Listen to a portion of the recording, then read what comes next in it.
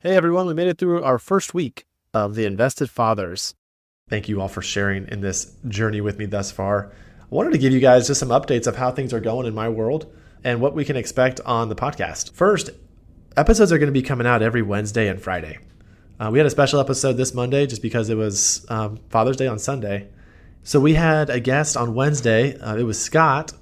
And Scott and I sat and talked about his experience in the real estate world. I have a lot of connections with people who are operators and capital raisers or business owners that I'm going to be bringing on the show to talk about their journey in their business. And what I feel like matters most are the things around their businesses that aren't always talked about, such as home life, what it's like being a dad, and balancing those family values while still trying to keep everything going well for your business. Fridays are going to be episodes with me, and that's it. There's not going to be anyone else. I'm going to be sharing what's on my heart and what's going on in my world for the goal of serving you all. The type of content I want to put out is going to be something that's going to help educate, where a lot of us just have things that we don't know in the real estate world. Rather about specific ways to fund different deals creatively, or fears and obstacles in investing that we can hit head on and discuss. Tax things, retirement things, all sorts of stuff. And also, I want to be able to inspire and motivate to just keep going. Some of us are maybe on mountaintops where life is great. Marriage is strong. Kids are obeying. and there's just a lot to be thankful for.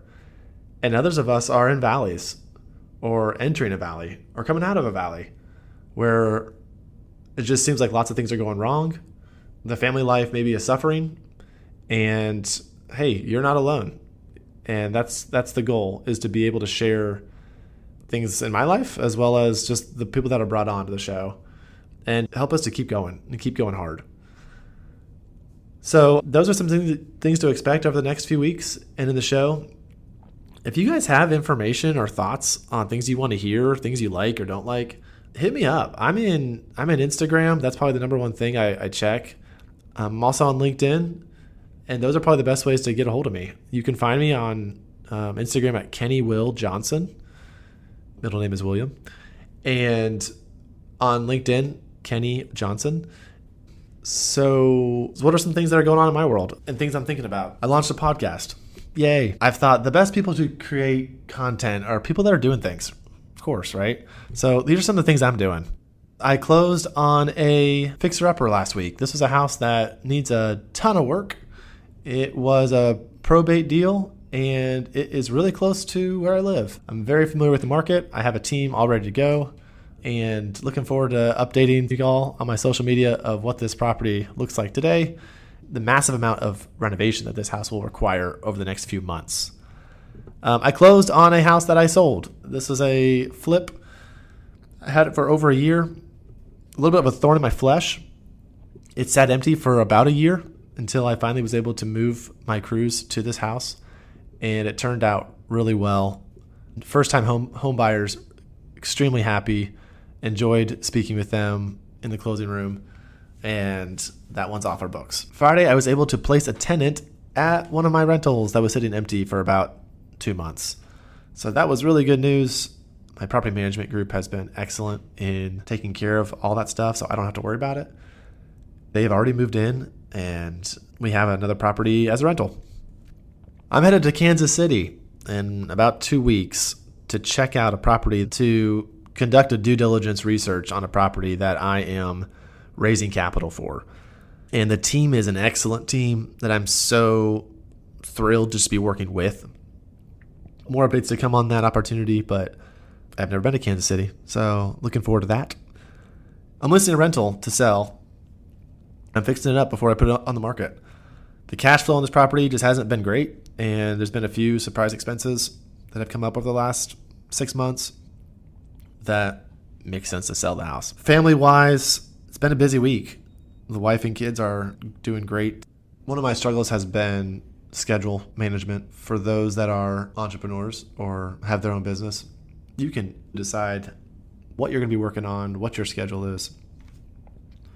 And managing a schedule has been somewhat easy over the last few years, but it's getting hard. I shouldn't say easy. It's been very flexible. It's required a lot of work, but have loved sharing in the family aspects of being available and helping my wife. So definitely feeling the importance of being the financial provider in the family, but in no way does that trump being able to be a loving father around the house. Today's episode is going to be about a HELOC and my early investing years and how I used a HELOC to help me.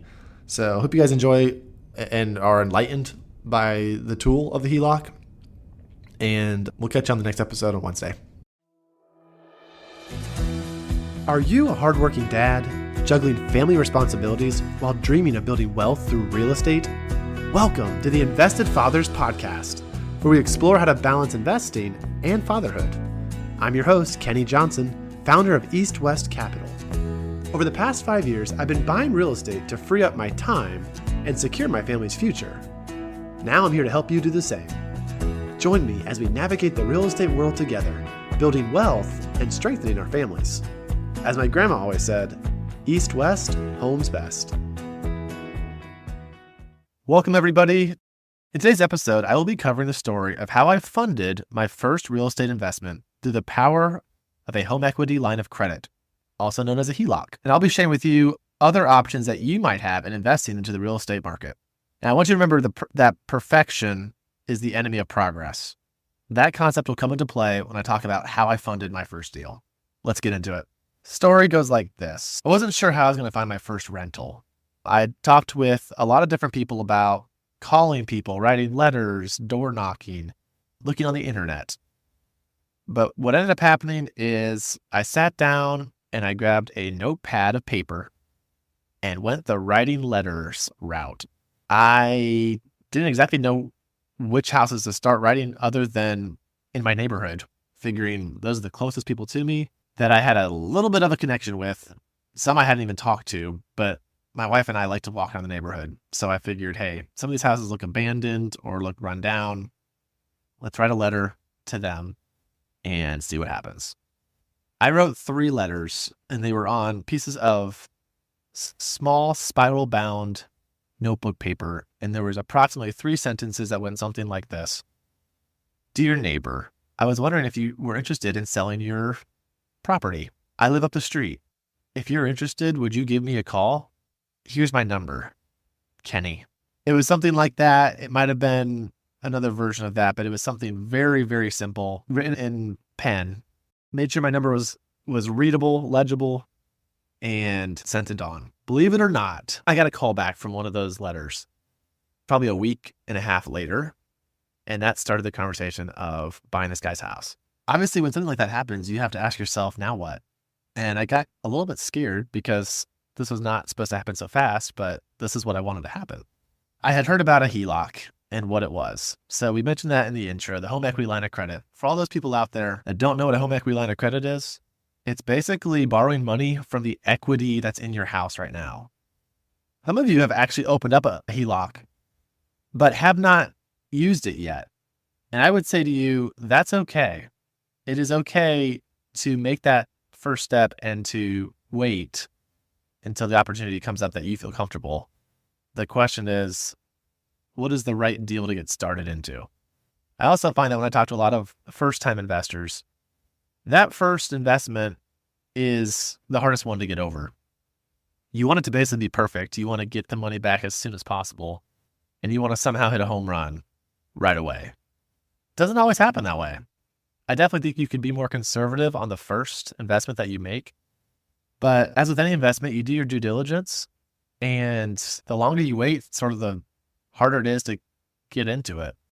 You don't always need to do the first deal that you find, but I would encourage anyone out there that has a HELOC already opened to find that first investment to just dip your toe into.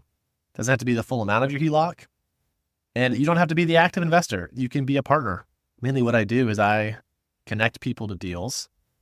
And whether you're a full-time scientist or salesman or traveling nurse, that due diligence process of doing your research, that's usually the hardest part because you don't have time for that.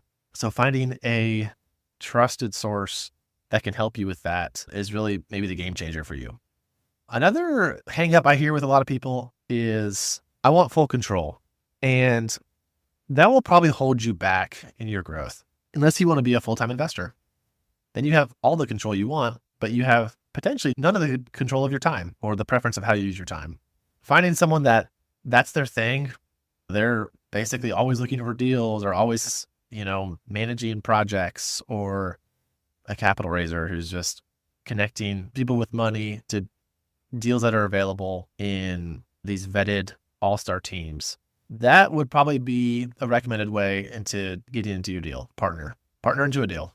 Just to kind of play out how I ended on my first deal as an active investor, I opened up a HELOC, and the HELOC was $65,000, which allowed me a 20% down payment on this neighbor's house. I ended up putting about $20,000 of renovation into this house. Again, this is money I'm borrowing from myself. So I'm negative 40 with a few closing costs here and there. Let's just say negative 45 or so. When I performed a cash out refinance on this house 6 months later, I ended up making $16,000 after the refinance.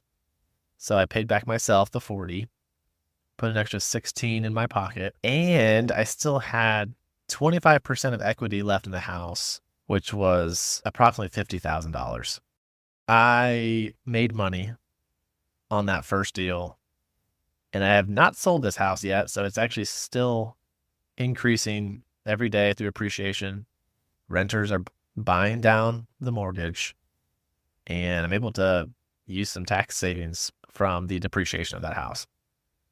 Pretty cool. Not all first deals will go like that for investors out there, but got me into the game, and I'm so glad that I used the HELOC to get started in that.